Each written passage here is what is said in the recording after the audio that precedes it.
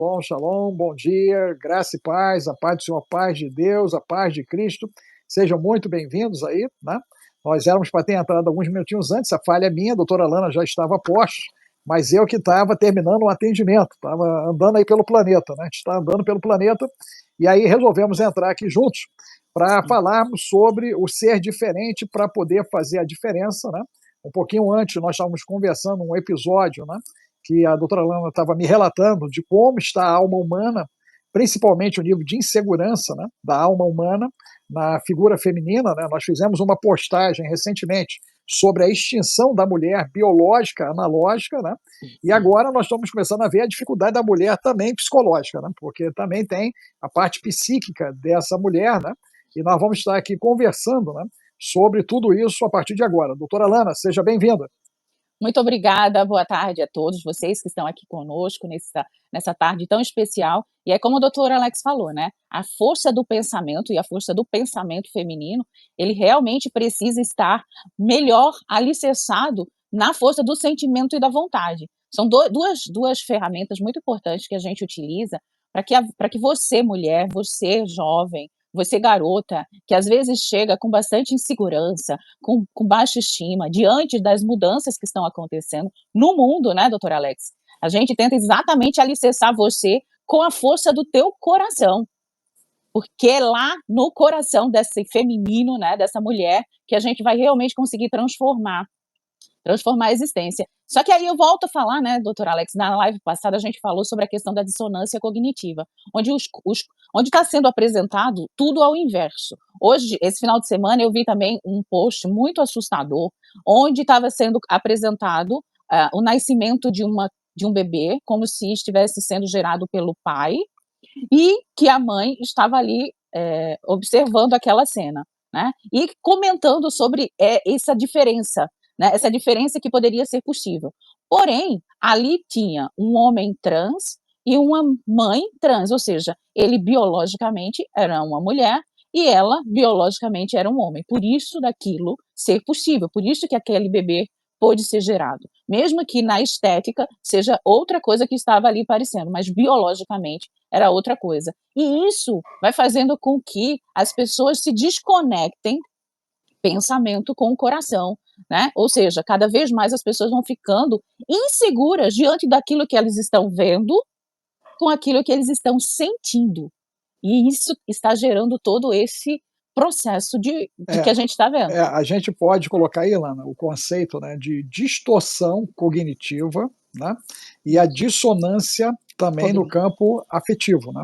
Então, na verdade, o que acontece? A parte afetiva, né, ela também está sendo alterada, né, por causa da inversão desses papéis, né? Então, você tem uma questão emocional aí que pulsa, né, que ela já é latente, né, porque, de fato, aquele que estava na função do macho teve que se realizar como fêmea, e aquele que estava na condição fêmea teve que se realizar na condição macho, para que de fato algo acontecesse. Né? Então você vê que é muito mais o campo de percepção, né? Como as pessoas estão se percebendo, do que no próprio campo funcional. Né? Porque quando a gente fala em biológico, nós estamos falando em função. Todo processo biológico é uma função. Ele cumpre uma função, as células elas cumprem funções, os órgãos, né, os nossos sistemas, ok, tudo isso está dentro de uma proposta funcional. Né?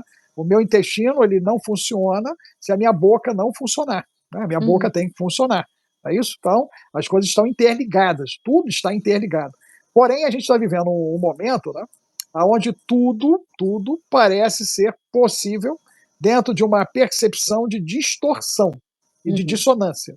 Distorção e dissonância. Então, vamos cair na pauta, né? A pauta nossa de hoje é o ser diferente fazendo a diferença, que seria o ser comum antes de tudo isso. Então, olha só, o cara diferente, a mulher diferente, é a pessoa comum antes de tudo isso, antes de 31 de outubro, né? Antes do 30 de outubro do ano passado, né? Antes do início dos anos 2000, ok? Vamos retroceder aos anos 80, o início, deve ter alguns adolescentes aí da década de 80, ok? Então, o que era a nossa vida nos anos 80, o que foi as nossas vidas em 90, o que mudou a partir de 2010, o que mudou em 2020 para cá, né? Porque quando eu olho 80, 90, 2000, 2010 e 2020, né, essas últimas 4 décadas, né, eu vejo uma transformação assim bizarra, absurda, absurda. Né? Então, como é que nós vamos ser diferentes, fazendo a diferença dentro desse século, Ana? Como é que você enxerga isso com toda essa fragilidade, né? Porque hoje mesmo, né, nós temos os homens mais jovens, com raríssimas exceções, com menos de 40 anos, né? A grande maioria, né? E aí se tiver alguém aí diferente, ou conhecer alguém diferente, me ajude, né? Pontuando aí. Mas a maioria é frouxo, né? Frouxo, frouxo. A galera, né, já começa a entrar em paniquito se o filho nasce, paniquito numa madrugada com o bebê, né? Então nós temos um homem muito fraco. Eu acho que nunca tivemos uma geração de homens tão fracos como na geração atual. Existem exceções, né? A gente acompanha algumas, eu venho forjando uma, né? O Alex Júnior, você tem o teu garoto aí também que eu conheci, quer dizer, então existem exceções, mas a dificuldade é muito grande, né? Muito grande. O Paulistano está dizendo que é demônio, né? Pode ser que seja demônio, mas pode ser que seja água, pode ser que seja todinho, pode ser que seja comida, pode ser um monte de coisa, Paulistano, está acontecendo com os guris. A verdade é que a gente tem um homem muito fraco, nós temos uma mulher que aparentemente ela se empoderou, mas que de fato, né, ela parece estar mais frágil do que nunca. Será que é isso mesmo, Lana, que está acontecendo? Pois é, né, doutor Alex, com certeza. O que é que a gente está presenciando nessa mudança toda, né? Desde a década de 70, as coisas como estão mudando e muito rápida. Só que isso a gente pode ir lá atrás, né? Isso também já tem um outro plano quando você modifica todos os alimentos, quando você modifica toda a parte de educação, a educação cada vez mais progressista, relativista, onde tudo que tu queres é tudo da lei, tudo tu podes fazer. Então são esses os conceitos que foram sendo germinados na nossa sociedade, principalmente na sociedade ocidental, e as consequências estão aí, né? Essa mulher que era para estar empoderada, ela está cada vez mais esgotada, esgotada emocionalmente, esgotada psicologicamente, fisicamente, cada vez mais esgotada. Ou seja, porque o que que a gente apresenta aqui, né? Eu falo muito dessa questão aqui na clínica, quando as pessoas chegam, eu digo o seguinte, olha, como o paulistano falou, será que são demônios? Eu fiz, gente, demônio, Lúcifer, essa coisa que foi criada com chifres e tal, isso muitas pessoas rejeitam porque dizem que isso é uma coisa, é uma brincadeira, ou leva meio que de uma maneira caricata. Porém, o que é o diabo? Né? Diabo é tudo aquilo que você vai contra o ser. Se você vai de encontro ao que é real, que é o ser, que é a verdade, que é o belo, que é todo bom, e todo belo e todo verdadeiro, você está nessa corrida da divisão, do diabo, da divisão da coisa. Você nega aquele ser que você é. E é isso que, infelizmente, a sociedade está sendo de maneira muito orquestrada pela educação, a própria ciência, né, doutor Alex? A gente que está aqui tentando ser um canal de resistência para a gente se tornar, continuar biológicos, humanos, a gente vê uma ciência apresentando aquela outra Olha só, versão. o José colocou algo sério aqui. Ele relatou que alguém próximo dele, né, falou em se matar se não fizessem o que ele queria. Né? Houve uma ocorrência dessa, José, em Madrid, tem cerca de 4 meses, né? E uma jovem de 15 anos, de fato, ela acabou se executando, né? Por conta de não resistir a uma situação de frustração. Então, eu queria até puxar, pegando esse gancho, Lana, a gente puxar para isso, né? Porque o nível de frustração, ok, hoje é um dos grandes tópicos, né, da psicologia, porque nós entramos num momento onde ninguém suporta ser frustrado e nós temos, infelizmente, algumas correntes pedagógicas e até psicológicas apoiando essa barbaridade de como se o mundo, né, ele não fosse a realidade do Oriente Médio, a realidade da Europa, da América do Norte, ou aqui do Rio de Janeiro, das comunidades, ou da África, né, equatorial, com todos os problemas que a galera está enfrentando lá. Então, na realidade, tem uma galera que gosta de viajar na maionese, né, e tenta criar um universo paralelo, né, para colocar as pessoas dentro de uma falsa ideia de um ambiente totalmente controlado, né, onde tudo é permitido, e por ser tudo permitido, sempre tudo vai dar muito certo. Exemplo, eu vi, infelizmente, uma demonstração de arte de 3 jovens que arrastavam um, né, num ambiente molhado, não sei se você chegou a ver isso, com uma vela no ânus, né? Eu acho que essa demonstração foi até no Nordeste, aí, eu acho que foi numa universidade do Nordeste, se não me falha a memória, né? E isso foi estarrecedor, entender isso como arte e ver pessoas assistindo isso, inclusive, essa barbaridade, atentos a isso, né? E também a gente vê os jovens destruindo a arte, né, como aconteceu, parece que em Londres e no Louvre, lá em Paris, né, eles lá quebrando vidro, jogando, né, mostarda lá nas obras, quer dizer, então tem alguma coisa, né, que está acontecendo, né, com a cabeça dessa garotada, né? A maneira deles funcionar, né? Você acredita que essa modificação ela pode estar acontecendo através da internet, o acesso às mídias, a maneira como, né, as informações estão sendo vinculadas até no sistema educacional, quer dizer, o que estaria provocando tantas modificações num período tão curto, Lana? Porque, de fato, né, a gente vê uma piora nos últimos 20 anos, né, e uma grande degradação nos últimos 10 anos. Né? Os últimos 10 anos, a degradação assim é bem acentuada. Eu diria que de 2010 para cá, a gente entrou numa curva, né, de queda assim, bem acentuada mesmo, muito acentuada. Né? O que está acontecendo? Sim, com certeza. A parte da internet, principalmente, infelizmente, as funções maternas e paternas, elas estão sendo cada vez mais negligenciadas e sendo entregues a esses smartphones, esses tablets, fazendo essas funções. Então, o que acontece? Você vê hoje bebezinho, com 2, 3, 4, Olha só, 5 a meses. Annelise falou que o Rio Grande do Sul, a universidade expôs uma árvore de aborto. Olha só, uma universidade, né, federal, né, pelo que eu entendi, uma universidade federal, fazendo apologia, né, a isso agora, né, tirou o celular dela, o pessoal vendo, né, bruxaria, pornografia, verdade.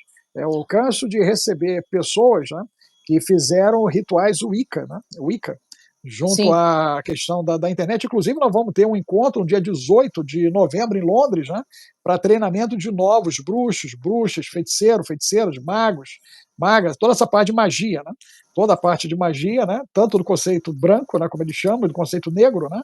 E aí isso vai ser feito dia 18 de novembro lá em Londres. Então é grave, a situação é grave e isso está se disseminando, né?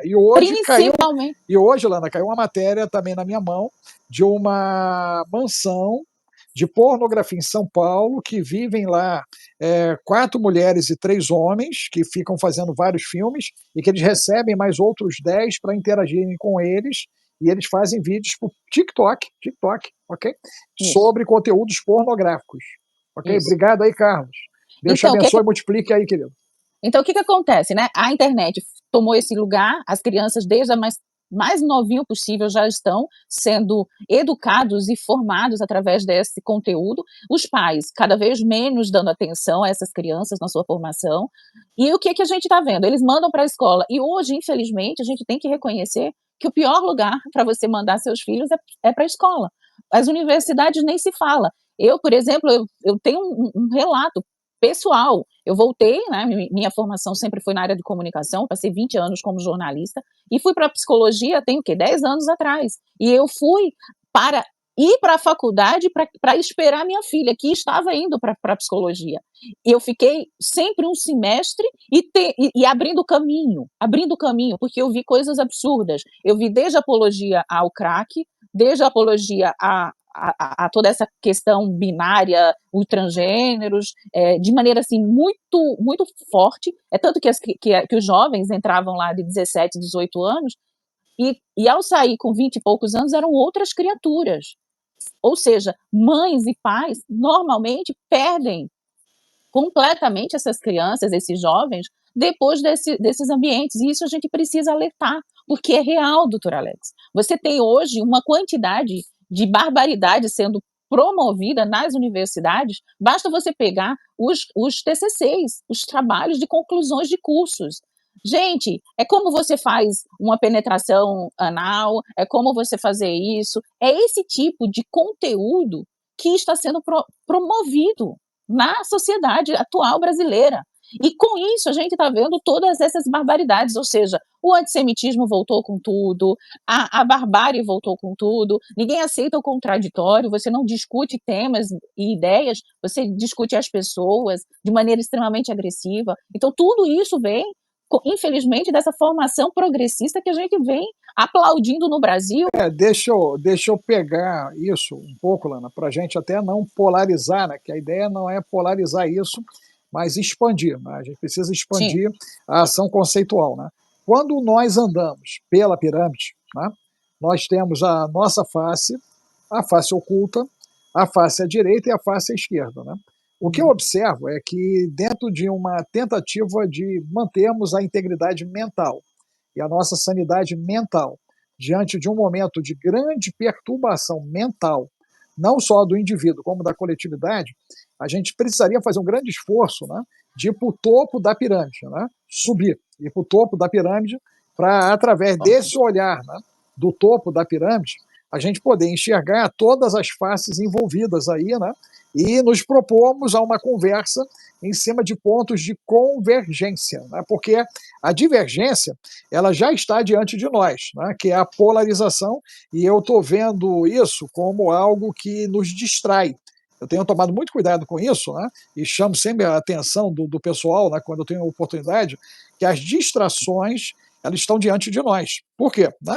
Eu passo a discutir o fato que você devia ter pintado o teu cabelo e o fato de você não ter pintado o teu cabelo. Então, a gente já começa a discutir porque eu queria que você pintasse, você disse que não vai pintar, porque você tem uma versão de que eu não quero agredir o meu corpo, não quero agredir, não quero isso, não quero aquilo. Aí lá pela janta eu digo, mas peraí, tu tá usando pasta de dente? Né? Então, você também está agredindo usando a pasta de dente. Aí começa o bolo doido, que é o que a gente tem visto no dia a dia aí. Então, o que eu quero é expandir essa ação, né, a gente colocando a coisa segundo 3 óticas. A primeira ótica é o seguinte, né, como é que eu, me reconhecendo diferente, e nós que estamos aqui nesse canal, a grande maioria se reconhece dessa maneira, né, por isso estamos até aqui, porque nos consideramos pessoas diferentes. Ó, a galera que está indo para Cunha, o que eu mais ouço, né, quando eu tô com a galera lá, é tipo, pô, que bom que eu não tô sozinho, eu tô vendo que tem mais gente que pensa igual a mim. Nós vamos estar agora 17, 18, 19 em Cunha, né, com um novo grupo, né? Inclusive, gente, tem 4 vagas ainda, hein? Zap 21 995 31 34 49, o Zap 21 995 31 34 49. Você diz que quer vir para Cunha comigo, tem 4 vagas. Então, as pessoas dizem o seguinte, né? Eu não tô só, aquela coisa do eu não tô só. Ok? Então, o primeiro passo é isso aí, é ser diferente. Ok. Segundo, é como comunicar essa diferença sem ser a figura do chato e do agressivo. Porque aí você se torna o nocivo da história, né? Porque se você já não está contextualizado, você já é alguém, né, visado. Ok? Então, tem mais isso ainda. Como comunicar essa diferença, né, sem ser hostil ou sofrer a hostilidade desse contexto. E a terceira situação, Lana, em cima disso, né, é como eu vou, né, me manter proativo e não ser uma pessoa reativa. Porque o reativo é aquele que o quê? Né? Você me xingou, eu te xingo, tu me xinga, eu te xingo, eu te agrido, você me agride, não é isso? Então, como não agir de maneira reativa, como ter compaixão em ambiente de barbárie contínuo, ok? Como ser pacificador no meio de incendiários. Né? Eu vi uma cena, não sei se você viu, de 2 jovens que deram um abraço antes da morte, né? Eles estavam, né, consertando uma hélice eólica, né? E aí lá em cima ela pegou fogo. 2 amigos deles conseguiram descer pelo elevador e eles 2 ficaram presos pelas chamas e eles deram o último abraço antes de morrerem. A cena é assim comovente, né? Eu vi a cena, fiquei assim estarrecido, né? E cada um deles fez uma opção, né? Um morreu de uma maneira e o outro morreu de outra maneira, mas os 2 foram a óbito, eles não conseguiram sobreviver ao que estava ali, porque a cena era uma cena de não tem saída, não tem saída. Né? Então, muitas pessoas estão também passando por esse sentimento do não ter saída e não conseguem ter essa tranquilidade que esses 2 garotos tiveram de se dar um abraço antes da morte. Né? Então, como é que é viver essa situação dessa diferença, sendo diferente, sem criar mais hostilidade e sem fazer parte da hostilidade? Então, eu acho muito rico o conhecimento da logoterapia do Viktor Frankl, porque ele parece que está realmente acima disso tudo, né, de todos esses conflitos de esquerda, de direita. Ele tem o lançamento de um propósito do monantropismo, que é simplesmente incrível, né, de todos termos esse respeito, e principalmente achei muito bonito que, acho que foi o Jorge que falou sobre eu não me canso de ser ético, e eu super indico, né, a ética do sentido da vida, é exatamente isso, como fazer para que você continue né, sendo esse ser diferente, sendo simplesmente o mesmo e o de sempre, o ser humano, aquele que é voltado para um sentido de vida e ela está totalmente baseada em cima de uma ética, de um valor real, um valor de vida, um valor de relacionamento, um valor onde você sai de você próprio, né, em prol do outro. Isso, a autotranscendência nos apresenta, é você conseguir olhar o outro, mesmo na sua diferença, porque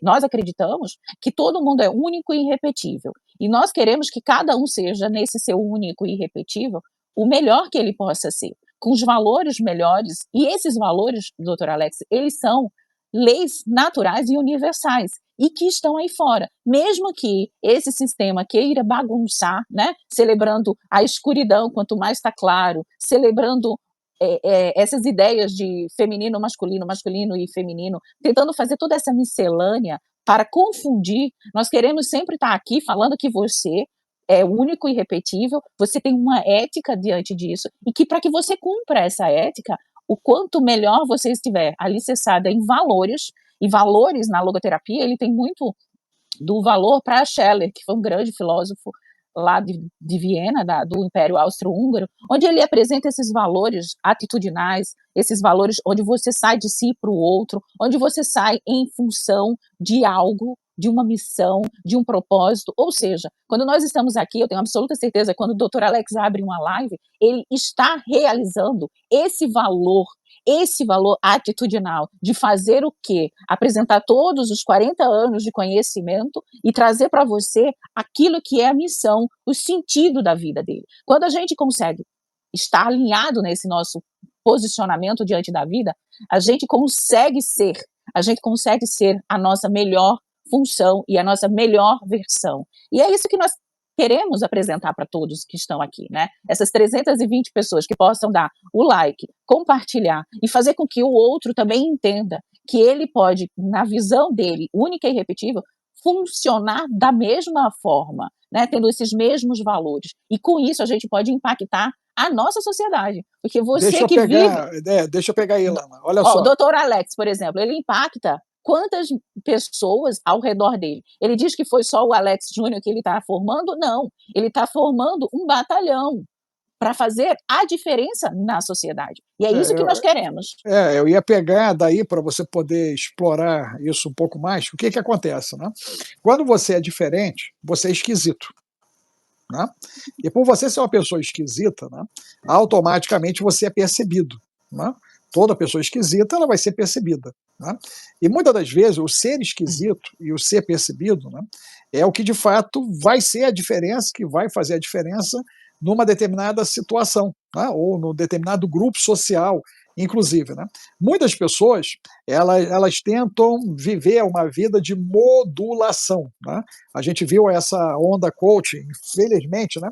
A distorção coaching, né? Vamos chamar assim, de tentar modular pessoas. Né? Então, eu olho a Lana e aí eu entendo que eu também tenho que ter o cabelo branco, cabelo comprido, eu vou vestir de preto, vou colocar o óculos igual da Lana, vou balançar igual a Lana, e vou querer ter uma estante igual a da Lana, porque de fato eu não posso ser eu tenho que ser Lana. Percebeu? Então isso, de alguma maneira, né, começou a ser impregnado na cabeça das pessoas nas últimas 2 décadas. Né?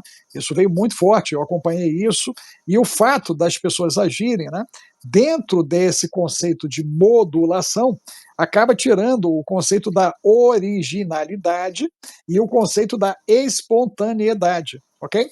E quando eu olho a natureza, eu vejo cada planta, né, na sua maneira de se apresentar dentro do ecossistema, né? E as tonalidades de verde, de amarelo, de vermelho, de azul, de roxo, de violeta. Então, cada coisinha dessa, né, ela se apresenta de uma maneira diferente. E muitas das vezes dentro do mesmo grupo, né? Por exemplo, eu vi lá em Munique as árvorezinhas, né, todas elas com colorações diferentes e muitas da mesma espécie. Então, uma já estava verde, outra estava amarela, outra estava meio alaranjada, outra já estava meio marrom.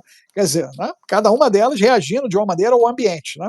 Por que, Lana, nós teríamos tanta dificuldade de mantermos essa integridade de identidade, né, para podermos utilizar isso, inclusive, a nosso favor?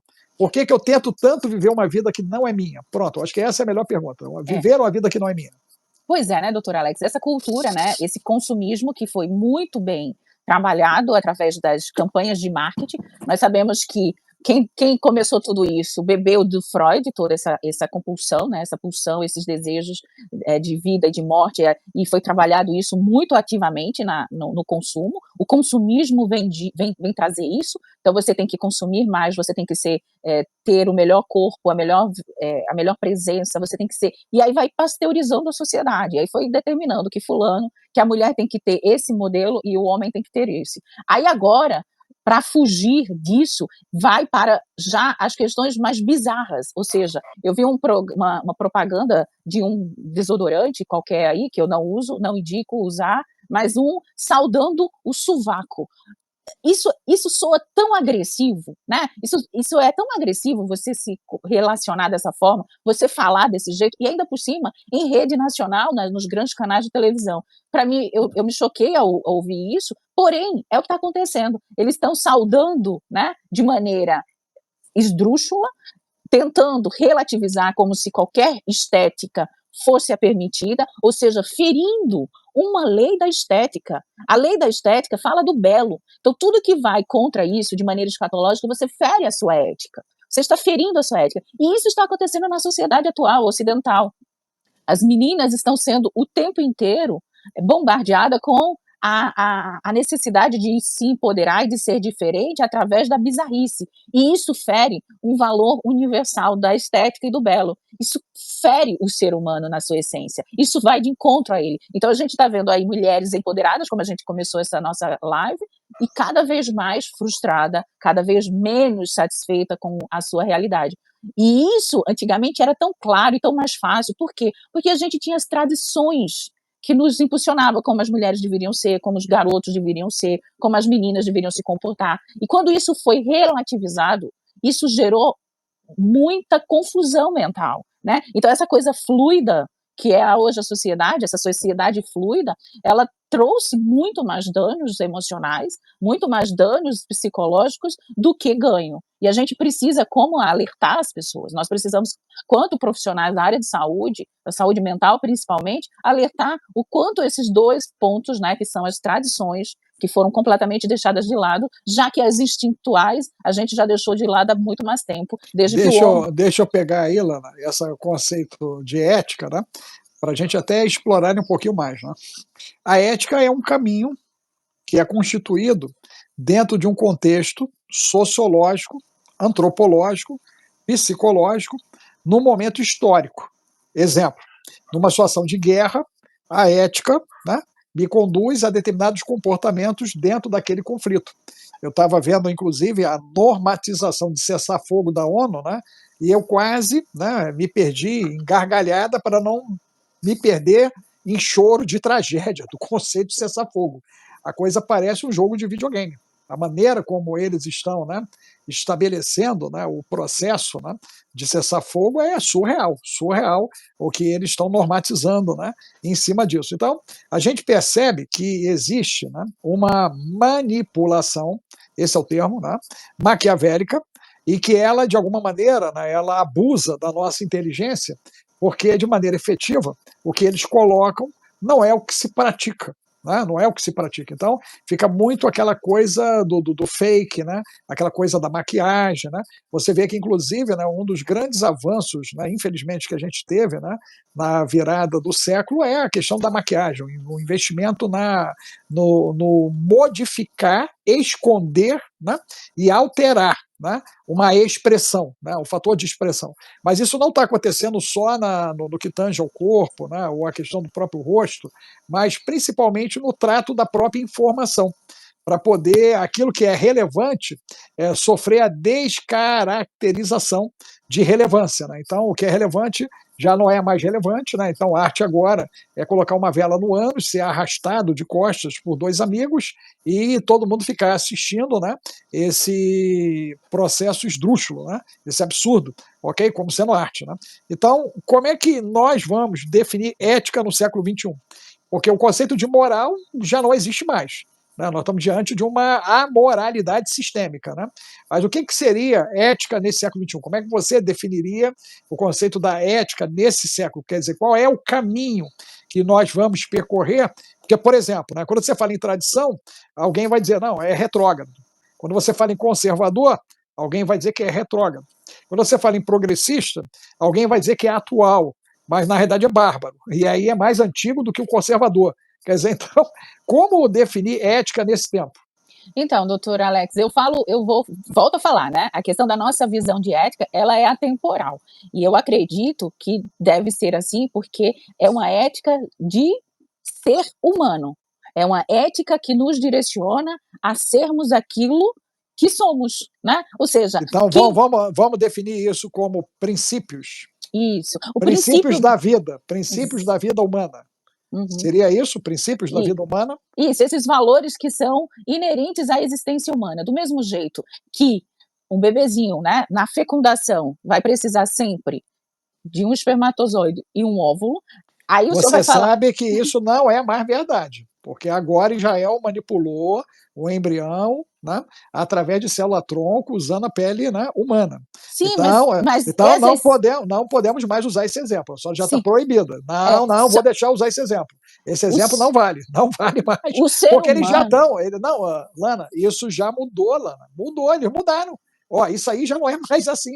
Olha o quanto isso é sério, já mudou isso. É muito sério, por isso que eu vou falar, mas vai gerar um ser humano. E esse ser humano, da mesma forma, pode ser feito dentro de um proveta, pode ser feito fora, pode ser geneticamente modificado. Quando você forma esse ser humano, essas células que eles vão modificando, elas vão dando origem a algo que é o que a gente coloca, que é a nossa primeira célulazinha, que é a do coração. E ela está totalmente ligada com o nosso cérebro, ou seja, com os nossos pensamentos, com as nossas emoções. Então, quando a gente consegue equilibrar isso de maneira ética, voltando-se para o próximo, para o outro, observando como é que o bebezinho ele se constitui. Ele se constitui através daquele grande outro que vai fazendo com que ele se identifique, se reconheça. E isso está a nossa ética do ser. Essa ética nós precisamos mantê-la. Nós precisamos mantê-la, apesar de como eles vão conseguir transformar, trazer como biônico, trazer essas modificações, como o senhor fala, que vai até fazer psicoterapia para os humanoides que vão por aí vir. E que vão precisar disso, porque essa conexão entre o coração e o pensamento, ela vai continuar existindo, mesmo nessas transformações. E o que está acontecendo? O que é que eles estão tentando? Eles estão tentando cortar essa conexão. Eles estão tentando cortar essa conexão ética dos valores entre o coração e os nossos pensamentos. E é isso que nós não podemos permitir. Então vamos pontuar isso de uma maneira sistêmica, de base social, aonde hoje nós temos uma desintegração familiar, uma degradação, né, moral familiar, uma desorientação familiar, aonde essa ética, que de alguma forma seria ensinada na família, no primeiro momento, e aprimorada no contexto social, aonde a universidade seria o ponto alto, né, do desenvolvimento intelectual humano. Foi assim que ela foi pensada há 3 séculos atrás, né? 3 séculos atrás, quando surgem as universidades, eram centros de saber, né? Na realidade, saberes, vamos colocar assim, saberes, né? De saberes, ok? E na realidade, a gente vê a destruição, né, de toda essa base de conhecimento, aspas, por uma determinada linhagem social, aspas, porque tem uma outra parte que ela está correndo alheio a tudo isso, exclamação. Porque é muito importante que a gente pontue, né, que esse senso comum é para a maioria, mas existe uma minoria que ela não faz parte do senso comum e que ela conduz o senso comum e ela empurra o senso comum para esse abismo. É isso que a gente tem que tomar um cuidado assim absurdo, porque eu não vejo a família inglesa botando velinha no ânus, né? Eles não botam vela no ânus lá e ficam rodopiando, né?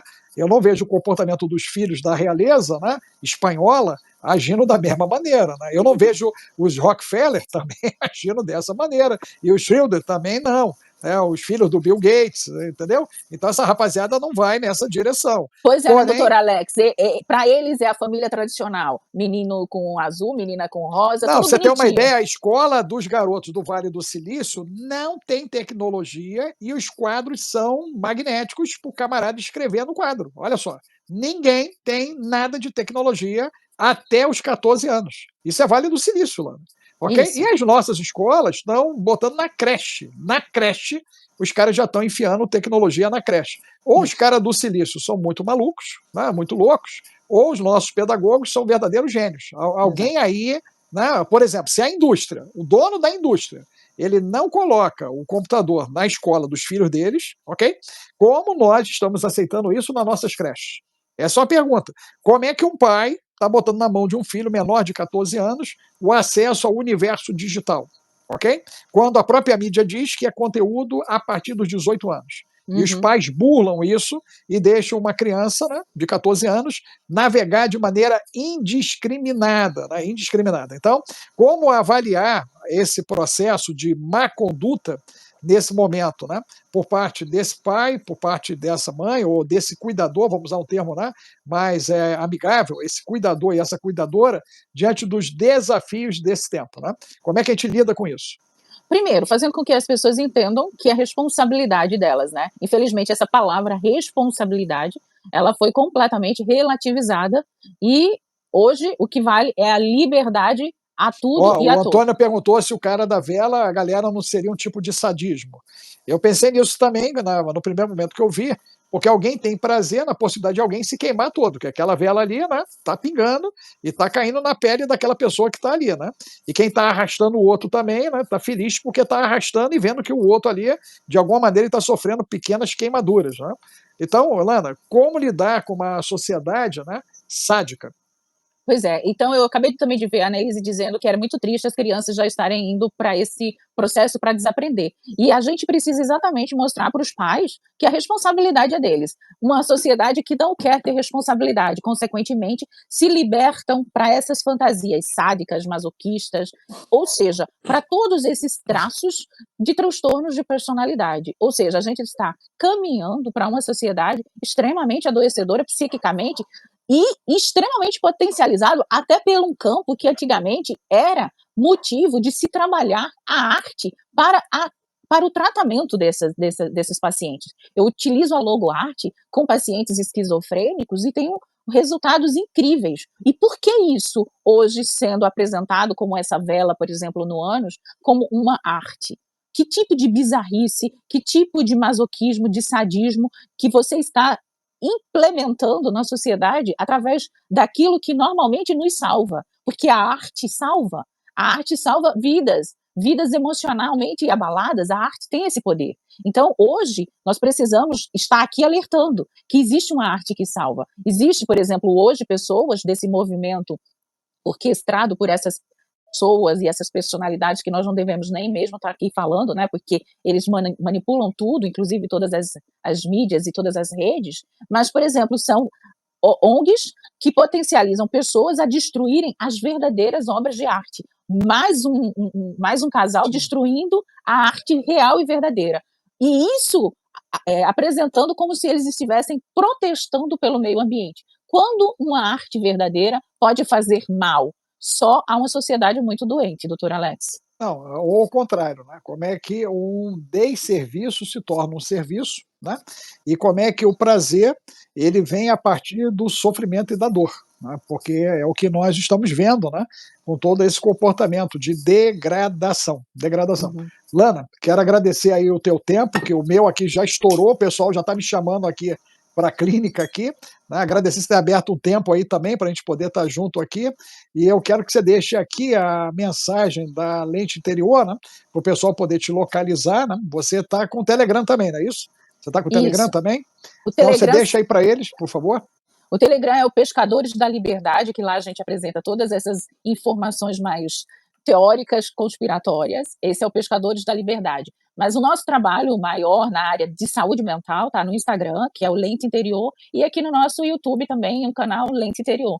E Tá é um certo. prazer sempre estar aqui com o doutor Alex, a gente vai continuar sendo essa resistência e essa voz humana, trazendo consciência cada vez mais, afinal de contas é a nossa missão, né, doutor Alex? É isso aí. Lana, obrigado aí, gente. Brigadão. Live vai ficar salva, compartilhem, porque eu creio que o assunto vai ajudar alguns pais, algumas mães, alguns avós e avós a pelo menos repensar aquilo que está acontecendo, né? E nós vamos voltar a falar sobre processos educativos, ok? Isso. Nós vamos abordar essas questões juntos também. Que Deus abençoe aí. Shalom, Tá bom. shalom. Fiquem Shalom, na shalom. paz. Tchau.